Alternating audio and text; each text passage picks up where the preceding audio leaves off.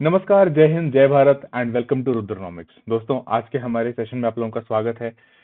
तो हाल ही में एक नई स्कीम के तहत जो है एक पैकेज का ऐलान किया गया। 7,295 करोड़ निर्यात प्रोत्साहन स्कीम के अंतर्गत जो एक्सपोर्ट प्रमोट करने के लिए जो है भारत सरकार ने लॉन्च की थी, एक्सपोर्ट को बूस्ट करने के लिए, उसके अंतर्गत जो है इस रकम को एलोकेट करने की घोषणा जो है वो की गई। डायरेक्टरेट जनरल फॉरेन ट्रेड यानी कि डीजीएफटी के हवाले से, जो कि मिनिस्ट्री ऑफ कॉमर्स के अंतर्गत काम करता है, DGFT director general foreign trade, इसकी तरफ से एक ऑफिशियल नोटिफिकेशन भी जारी किया गया अपने वेबसाइट पे। और अखबारों में ऐसे आर्टिकल्स देखने को मिले कि India announces ₹7295 crore export credit support package to ease financing for exporters. तो चलिए जानेंगे पूरा मुद्दा क्या है ये स्कीम, इसके दो इंपॉर्टेंट कंपोनेंट्स हैं, उनके बारे में भी बात करेंगे। कौन कौन से सेक्टर्स को इसमें इंक्लूड किया गया है और कौन से सेक्टर्स जो हैं वो एक्सक्लूडेड हैं, वो भी बताएंगे। बने रहिएगा, वीडियो के लास्ट तक इंटरेस्टिंग होने वाली है। और इसमें बहुत इंपॉर्टेंट जो एक पहलू है आपका, वो यूपीएससी के प्री में स्कीम रिलेटेड क्वेश्चंस भी पूछ लिए जाते हैं। जो आपका 2026 का प्रीलिम्स का पेपर होगा, उसके लिए ये इन्फॉर्मेशन आपके लिए बहुत ही रिलेवेंट हो सकती है। चलिए तो शुरुआत करते हैं। सबसे पहले देखिए, जो बात की गई कि Bharat 7,295 export crore support package, इसका जो अंतराल रखा गया है वो रखा गया है over a period of 6 years, यानी कि अगले 6 साल के अंदर आपको ये ओवरऑल मनी जो है वो अलग अलग तरीके से यूज होती हुई दिखाई पड़ सकती है। 7,295 करोड़ जो मैं बता चुका हूँ टोटल आउटले है। फाइनेंशियल ईयर 2025 से लेकर 2031 का इसका पीरियड है। क्या क्या करने के लिए? अफोर्डेबल एक्सपोर्ट क्रेडिट का एक्सेस दिलवाने के लिए व्यापारियों को।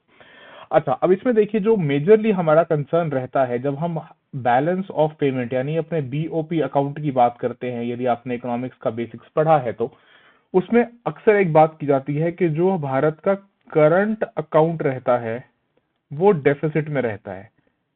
इसके पीछे का रीजन ये होता है कि जितने वैल्यू का हम इंपोर्ट करते हैं वो कहीं ज्यादा होता है एज कंपेयर टू जितनी वैल्यू का हम एक्सपोर्ट करते हैं। तो फिर आप पूछेंगे कि अब इसमें देखिए इसका हल क्या है, कि अगर हमें अपने करंट अकाउंट डेफिसिट जो है हमारा, इसको नेगेटिव से कम करना है, जीरो लाना है या पॉजिटिव में लाना है, तो इसका हल क्या हो सकता है? या तो आप अपने इंपोर्ट्स को रिड्यूस करिए, जहां पे सरकार ने काफी हद तक कोशिश भी की है कि जो बेफिजूल की चीजें हैं, जो नॉन एसेंशियल्स हैं, उनको थोड़ा उनके इंपोर्ट्स को रिड्यूस किया जाए। लेकिन बहुत सारी ऐसी चीजें भी हैं जो आपके एसेंशियल्स का पार्ट हैं, जिनके इंपोर्ट को, जिनके आयात को घटाना मुश्किल होता है।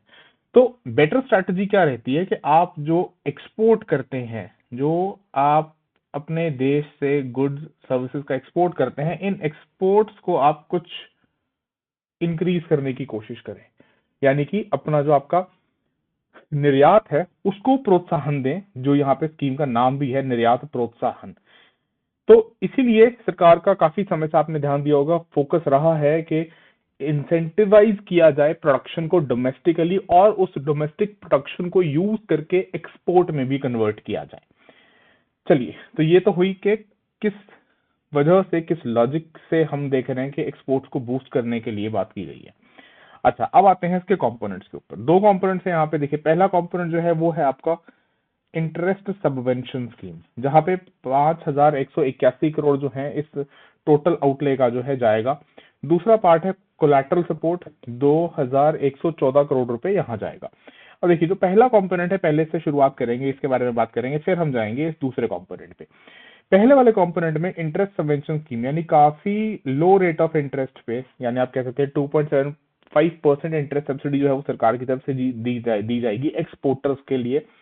इसमें pre shipment and post shipment credit दोनों ही इंक्लूडेड है। 75% हमारी टैरिफ लाइंस को इंक्लूड करता है। एंड विशेष ध्यान दिया गया है जो हमारे micro small and medium enterprises है, यानी कि जो हमारे लघु उद्योग हैं। ये वैसे भी देखा जाए तो आप इसका आंकड़े अगर आप थोड़े आपको याद हैं तो तकरीबन 40 to 45% जो एक्सपोर्ट में रोल है वो एमएसएमई सेक्टर का है। तो ये वैसे भी बहुत इंपॉर्टेंट है कि इनको हम सपोर्ट करें। ये हम बात कर रहे हैं पहले कंपोनेंट की। अच्छा, अब देखिए, जो एमएसएमई एक्सपोर्टर्स हैं, micro small and medium enterprises, जो छोटे लघु उद्योग जिसको हम कहते हैं, इसमें 50 लाख रुपए प्रति फर्म यानी पर फर्म पर ईयर जो है सब्सिडी सरकार की तरफ से मुहैया कराने की बात की गई है इस पहले कंपोनेंट में, जिससे एमएसएमई सेक्टर्स को बूस्ट भी मिलेगा। इंप्लीमेंटिंग एजेंसीज जो है वो reserve bank of India and directorate general of foreign trade DGFT जो है, ये दो एजेंसीज जो है इंप्लीमेंट कर रही हैं एक साथ।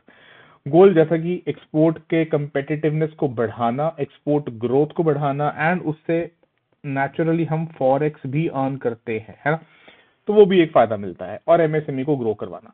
अच्छा, एमएसएमई में एक बात और ध्यान रखिए कि एमएसएमई जो है वो एक बहुत लार्ज स्केल पे एम्प्लॉयमेंट प्रोवाइड करने का भी जरिया है, यानी कि जो जॉब क्रिएशन है उसमें भी एमएसएमई का अच्छा योगदान है, तो उस लिहाज से भी इंपॉर्टेंट है। तो पहली बात तो lower cost of capital, support amid global slowdown, ये हमारे एक्सपोर्ट्स को बूस्ट करवाएगा, हमारे जीडीपी ग्रोथ में भी हेल्प करेगा, and boost export credit flow. तो ये पहला कंपोनेंट जो हम बात कर रहे हैं निर्यात प्रोत्साहन के अंदर। ठीक है, अब देखिए इसके अंदर जो फर्दर डिटेल है उसमें थोड़ी सी फटाफट बात कर लेते हैं, जो पहले कंपोनेंट है दूसरे कंपोनेंट पे जाने से पहले। तो देखिए जो डीजीएफटी के द्वारा, directorate general of foreign trade के द्वारा नोटिफिकेशन जारी किया गया है, उसमें एक पॉजिटिव और एक नेगेटिव दो लिस्ट्स के बारे में बात की गई है। पॉजिटिव लिस्ट वो है जिन आर्टिकल्स को जिनको कवर किया गया है, जिन सेक्टर्स को ऐड किया गया है, यानी कि जो एलिजिबल हैं, और नेगेटिव लिस्ट जो है एक्सक्लूडेड सेक्टर्स की बात करती है, जिनको बाहर रखा गया है।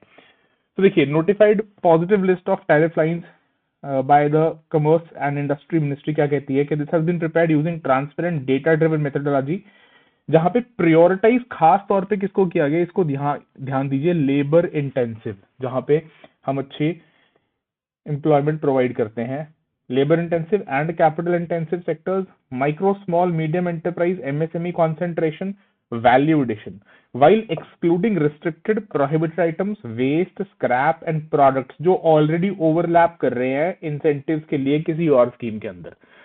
तो ऑब्वियसली ड्यूप्लिसिटी को अवॉइड करने के लिए जो है इनको यहाँ पे नेगेटिव लिस्ट में रखा गया, इनको बाहर रखा गया। तो पॉजिटिव लिस्ट में लेबर इंटेंसिव, रिपीट फटाफट रिवाइज कर लेते हैं, कैपिटल इंटेंसिव और high MSME participation, 75% of tariff line जो है वो इनसे रिलेट करती हैं। साथ ही साथ देखिए जो हमारा आत्मनिर्भरता वाला जो बात है कि डिफेंस एंड स्कॉमेट, इनको भी इंक्लूड किया गया है नोटिफाइड प्रोडक्ट्स को। स्कॉमेट यानी कि जो आपका स्पेशल केमिकल्स वाला इंडस्ट्री होता है, ठीक है।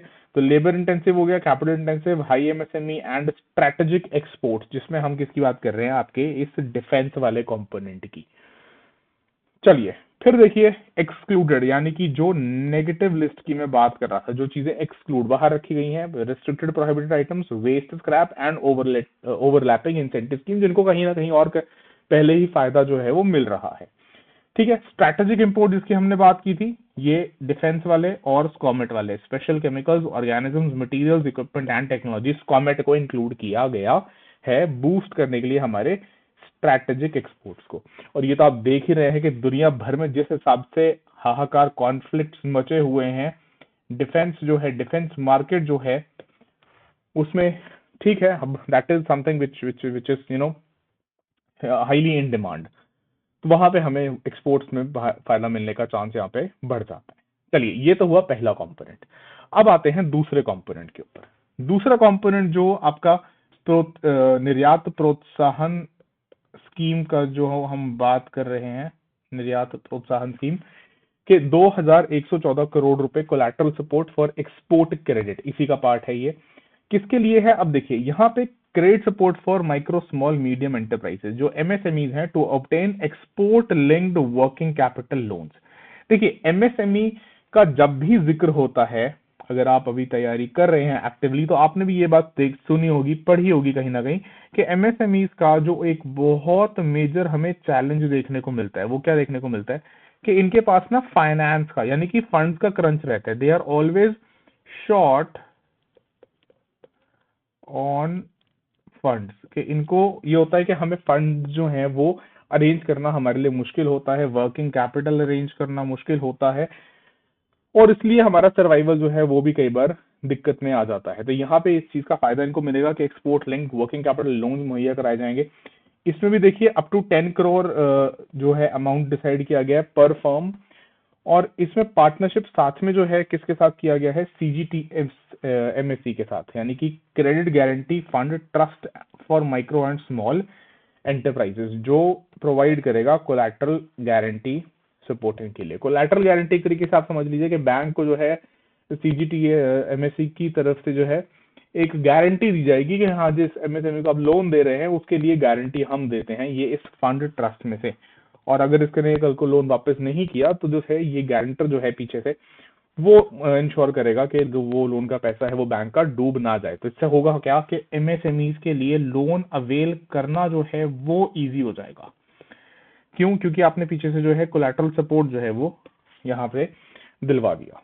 ठीक है, तो ये है 2114 करोड़ रुपए का जो कोलैटरल सपोर्ट है। अच्छा, अब इसमें देखिए जो डीजीएफटी की नोटिफिकेशन की मैं बात कर रहा था, directorate general of foreign trade, ministry of commerce and industry के अंतर्गत, उनके नोटिस में जो सेलेंट फीचर्स की बात की गई कि जो माइक्रो एंड स्मॉल एंटरप्राइजेस वाले एक्सपोर्टर्स हैं, माइक्रो एंड स्मॉल एक्सपोर्टर्स हैं, इनको अप टू 85% जो है क्रेडिट गारंटी कवरेज दी जाएगी। एंड जो मीडियम एक्सपोर्टर्स हैं उनके लिए थोड़ा सा परसेंटेज कम है, 85 ना होकर उनके लिए 65 है, and subject to notified ceilings, है ना। तो ये जो है कवरेज का ब्रेकअप है। दूसरा, मैक्सिमम जो क्रेडिट लिमिट है वो है 10 करोड़ रुपए की पर एक्सपोर्टर या पर फर्म आप कह सकते हैं। अभी जो फाइनेंशियल ईयर चल रहा है हमारा, फाइनेंशियल ईयर 2025-26, इसके बाद इस लिमिट को हो सकता है एक्सटेंड कर दें या इसको और रिवाइज कर दें फॉर फाइनेंशियल ईयर 2026-27, क्योंकि अभी देखिए हमारा लास्ट क्वार्टर जो है फाइनेंशियल ईयर 2025-26 का अभी स्टार्ट ही हुआ है, तो अभी तक के लिए तो यही 10 करोड़ का नोटिफिकेशन जारी रहेगा, लागू रहेगा। FY26-27 के लिए देखेंगे कि इसको क्या करते हैं।